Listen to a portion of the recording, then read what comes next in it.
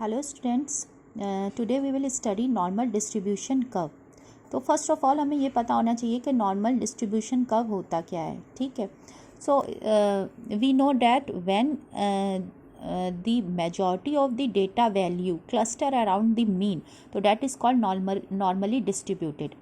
हमारे पास डेटा है, उसकी मेजॉरिटी ऑफ द वैल्यूज़ जो हैं वो मीन के अराउंड क्लस्टर कर रही हैं, तो हम कहेंगे कि वो नॉर्मली डिस्ट्रीब्यूटेड डेटा है। ठीक है ना। सो इसको हम फर्दर और अभी स्टडी करेंगे तो और क्लियर हो जाएगा आपको कि नॉर्मल डिस्ट्रीब्यूशन कर्व क्या होता है। ठीक है, it is also called standard distribution and Gaussian distribution. ठीक है, अगर एग्ज़ाम में इन दो नाम से आता है तो don't get confuse, that is normal distribution ही। ठीक है, वो नॉर्मल डिस्ट्रीब्यूशन ही है। ठीक है ना। So to study normal distribution curve we should know what are parameters and statistics. ठीक है, पैरामीटर और स्टैटिस्टिक्स क्या हैं।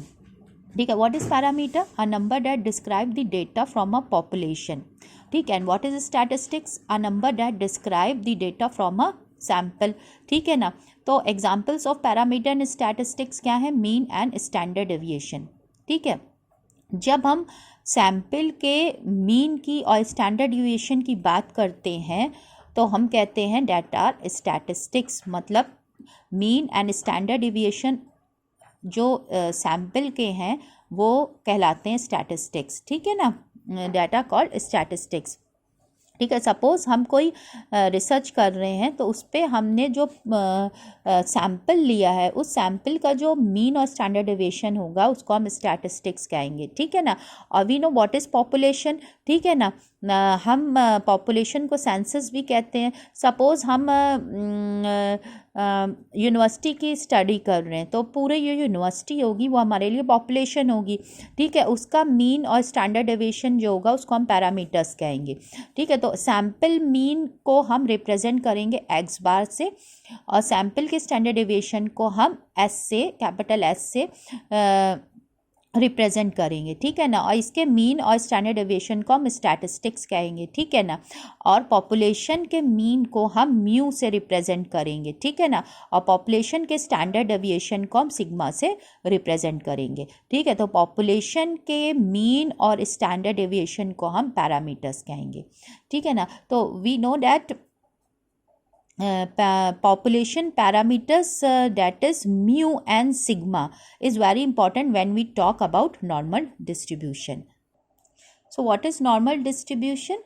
A normal distribution is a bell shaped curve. ठीक है, ये bell shaped में होता है जैसा हमने देखा है, this is bell shaped। ठीक है ना, and it is a special type of density curve. It is also called normal curve. हम नॉर्मल डिस्ट्रीब्यूशन को हम नॉर्मल कर्व भी कहते हैं। ठीक है ना, normal distribution describe the tendency of data two cluster around the mean. ठीक है ना, हमारी डेटा की मेजॉरिटी वैल्यू जब मीन के अराउंड क्लस्टर करती है तो हम कहते हैं दैट इज़ नॉर्मल डिस्ट्रीब्यूशन। ठीक है, some data value will fall below the mean and some data value will fall above the mean. ठीक है ना, but majority of the data value जो होगी वो मीन के अराउंड क्लस्टर करेगी, तो दैट इज नॉर्मली डिस्ट्रीब्यूटेड। ठीक है, यही इसका इस नॉर्मलपन है। ठीक है, नाम हम देखते हैं स्टूडेंट के exam score. Suppose the average score is 50। ठीक है ना, मीन्स मीन यहाँ पे क्या है, दैट इज 50 है। ठीक है, पॉपुलेशन का मीन जो है यहाँ पे 50 है, तो that is centrally located, centre में लोकेटेड है, मिड में। ठीक है, दैट इज एवरेज। ओके, तो यहाँ पे जो मीन है दैट इज सेंट्रली लोकेटेड। ठीक है ना, तो हम यहाँ पे देखें कि एग्ज़ाम स्कोर में एवरेज स्कोर क्या है, 50 है। It means most of the students have got the average score that is 50 marks. ठीक है ना, तो अगर हम वाई एक्सिस पर ले लें number of the students and x axis पर हमारे पास क्या है, एग्ज़ाम स्कोर है, तो हम देखेंगे मोस्ट ऑफ द स्टूडेंट्स को क्या मिले हैं 50 मार्क्स। ठीक है ना, एंड 5 मार्क्स या 20 मार्क्स बहुत कम स्टूडेंट्स को मिले हैं, ठीक है ना। वाई एक्सिस पर अगर हमने ले लिया नंबर ऑफ स्टूडेंट्स, ठीक है ना, और 80 और 95 मार्क्स भी बहुत कम स्टूडेंट्स को मिले हैं, ठीक है। बट मेजॉरिटी ऑफ दी जो डेटा वैल्यू है वो मीन के अराउंड क्लस्टर कर रही है, ठीक है ना। So that's why it is called normally distributed, ठीक है। Most of the students have got how much marks, that is 50 marks, ठीक है। सो now we will study some important points of normal distribution. First of all, it is bell shaped curve, ठीक है। bell shaped में होता है क्योंकि normally distributed होता है। and second, the normal distribution curve is unimodal. unimodal means इसकी single peak होती है, ठीक है।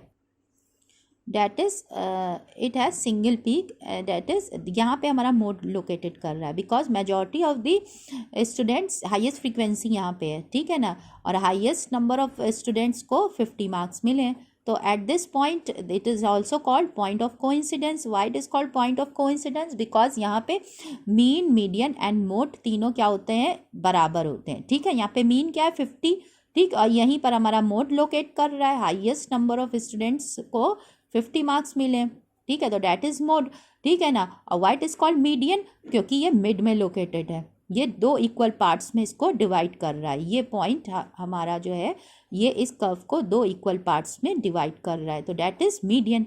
तो that is called point of coincidence क्योंकि यहाँ पे मीन, मीडियन एंड मोड तीनों क्या है, बराबर है, ठीक है। तो that is the normal curve is symmetric about the mean. The distribution can be cut into two equal halves. जैसे हमने देखा कि mean is located at the mid of the curve, ठीक है ना। mean कहाँ पे located है? मीन वैल्यू जो हमारी लोकेटेड है वो मिड में लोकेटेड है, तो that is normal distribution curve is symmetric because ये क्या कर रहा है, ये टू इक्वल हाफ्स में इसको डिवाइड कर रहा है। हम देखें ये पोर्शन ये 50-50 पार्ट्स में डिवाइडेड है, ठीक है। We can say that this part is mirror image of this part, ठीक है ना। इट इज़ डिवाइडेड इनटू ये जो मीन हमारी है ये इस कर्व को टू इक्वल पार्ट्स में डिवाइड कर रहा है। That is why it is called the normal distribution is symmetric. That's why it is called normal distribution curve is symmetric about its mean. Second, the parameters mu and sigma, ठीक है, completely characterize the normal distribution, ठीक है ना। The parameters mu and sigma completely characterize the normal distribution. हमने mu देख लिया, that is located in the mid point, at the mid point हमारा mean located कर रहा है, ठीक है। एंड सेकेंड हम देखेंगे स्टैंडर्ड डेविएशन इसको कैसे करेक्टराइज करता है नॉर्मल डिस्ट्रीब्यूशन कर्व को, ठीक है ना। What standard deviation tells us? It tells us the spread of the distribution, ठीक है ना। जितना ज़्यादा हमारा स्टैंडर्ड डेविएशन होगा उतना ज़्यादा स्प्रेड होगा, ठीक है, और जितना ज़्यादा कम हमारा स्टैंडर्ड डेविएशन होगा उतना स्प्रेड भी कम होगा नॉर्मल डिस्ट्रीब्यूशन का, ठीक है। मतलब ये है कि अगर नॉर्मल स्टैंडर्ड डेविएशन की वैल्यू जितनी ज़्यादा होगी उतना ज़्यादा हमारा नॉर्मल डिस्ट्रीब्यूशन स्प्रेड होगा, ठीक, और जितना ज़्यादा स्प्रेड होगा उतना ज़्यादा हमारा नॉर्मल डिस्ट्रीब्यूशन कर्व क्या होगा, फ्लैटर होगा, ठीक है। और स्टैंडर्ड डेविएशन की वैल्यू जितनी कम होगी उतना ही हमारा स्प्रेड कम होगा, ठीक है, और जितना स्प्रेड कम होगा उतना ज़्यादा हमारा जो नॉर्मल कर्व होगा वो टॉलर होगा। इट मीन्स स्टैंडर्ड डेविएशन की वैल्यू ज़्यादा होगी तो हमारा नॉर्मल डिस्ट्रीब्यूशन कर्व फ्लैटर होगा, स्टैंडर्ड डेविएशन की वैल्यू कम होगी तो हमारा नॉर्मल डिस्ट्रीब्यूशन कर्व टॉलर होगा। Why? Because the normal distribution curve is a density curve and the total area of any density curve remains equals to 1 or 100. Area under normal curve क्या होगा, 100%, 1 या 100% हम कहेंगे ये एरिया पूरा cover करेगा because it is density curve, ठीक है ना।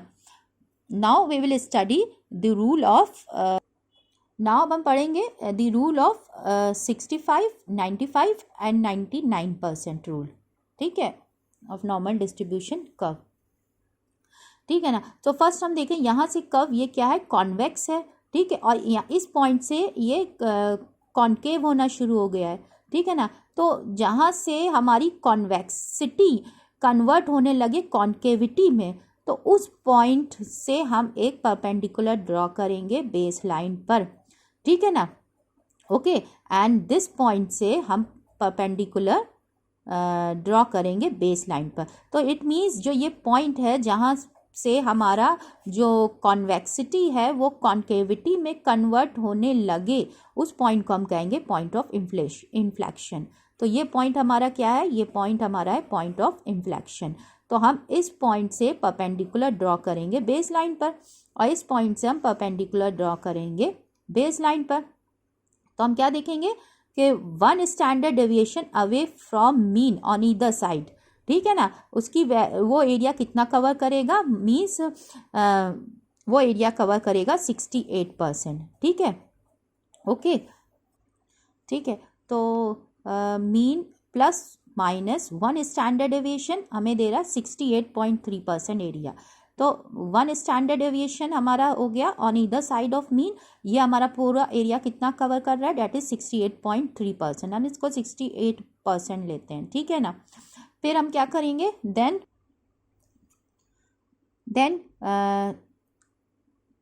We will draw from this point, हम परपेंडिकुलर ड्रॉ करेंगे बेस लाइन पर, एंड फ्रॉम दिस साइड हम परपेंडिकुलर ड्रॉ करेंगे बेस लाइन पर, ठीक है ना। तो this is from this mean से हमारा मीन जो हमारा मिड में है उससे हमारा ये जो डिस्टेंस आ गया डेट इज 2 स्टैंडर्ड डेविएशन, ठीक है। Plus side this is plus, और दिस माइनस साइड हमारा क्या जाएगा, that is 2 standard deviation away from mean, minus में, ठीक है ना। तो मिड वैल्यू से मीन से 2 standard deviation away from mean to left side and 2 standard deviation away from mean to right side. ये टोटल एरिया हमारा कितना कवर करेगा, ये करेगा हमारा 95%, ठीक है ना। That is mean plus minus 2 standard deviation हमारा कवर कर रहा है 95% एरिया को, ठीक है। एंड देन हमने एट दिस पॉइंट से हमने परपेंडिकुलर ड्रॉ किया बेस लाइन पर, एंड दिस पॉइंट से हमने परपेंडिकुलर ड्रॉ किया बेस लाइन पर। देन मीन से हमारा जो ये डिस्टेंस आ रहा है that is 3 standard deviation away from mean on either side. This side plus 3 standard deviation and mean से इस साइड माइनस 3 स्टैंडर्ड डेविएशन। तो mean plus minus 3 standard deviation, तो ये पूरा एरिया जो हमारा कवर कर रहा है ये करेगा 99.7% एरिया को, ठीक है। ये कितना कवर करेगा 99.7% वैल्यू, ठीक है ना। हम इसको लिखेंगे कैसे, variable X that is normally distributed, ठीक है, and this is it population mean and sigma is standard deviation,